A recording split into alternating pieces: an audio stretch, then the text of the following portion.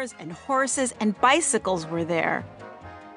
All on the same roads, all at the same time. Horns honking, cars crashing, no reason or rhyme. Garrett studied hard, and when his lessons were done, he found a job doing something he found fun. Fixing sewing machines with their rotors and springs and gears and buttons made him think of many things. Like a new kind of stitch on the sewing machine, one that made zigzags and kept edges clean. His mind churned and churned with new ideas to invent. Some drew attention, some helped pay the rent. But Garrett didn't care about fame or about wealth. What he wanted most was to show he could help. The day's early dawn signaled Garrett to wake.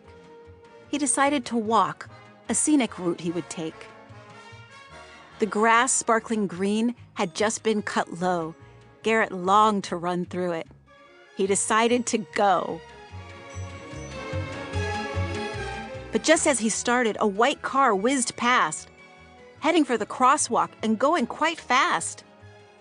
Then he heard tires screech and someone yell, "Stop!" A horse and carriage were approaching. He could hear the hooves clop. But the horse kept on going, didn't even slow down.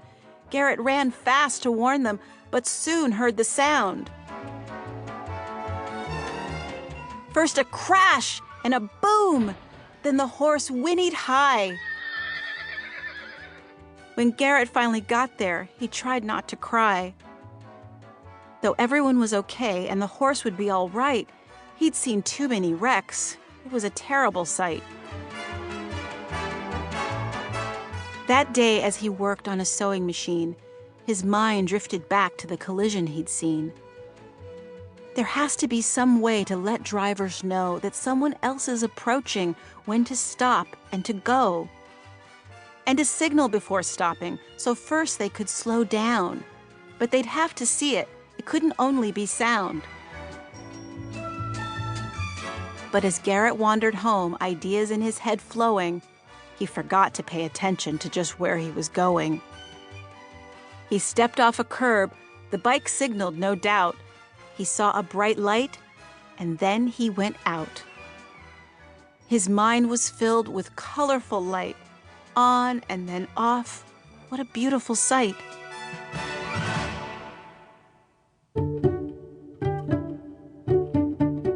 The green grass of a field, illuminated by sun, shone bright and invited Garrett to run.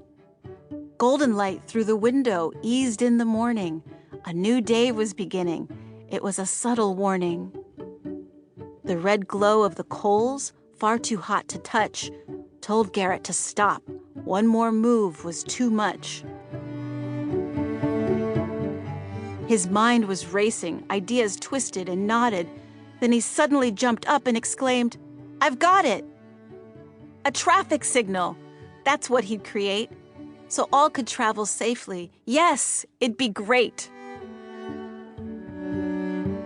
The red, yellow, and green would come along later, but it was Garrett's foundation that made us all safer.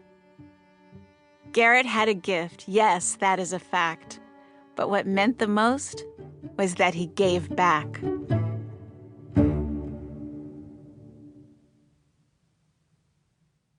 Author's note. In the years that I've worked to bring the stories of little-known African-American innovators and heroes to children and their families, I've discovered countless Black inventors whose contributions are often everyday items that we take for granted. Some are simple objects used around the house, while others are far more complex. When I would share the accomplishments and innovations of Black people that I'd unearthed, I sometimes found my enthusiasm met with silence, a cloud of doubt.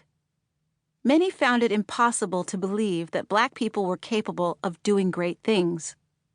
The shocked responses that I receive from children and adults when they hear about Garrett Morgan make me see how necessary it is for these stories to be shared with young readers. Morgan came from a big family. He was a gifted inventor, an observer who focused on fixing problems. He was inspired to create a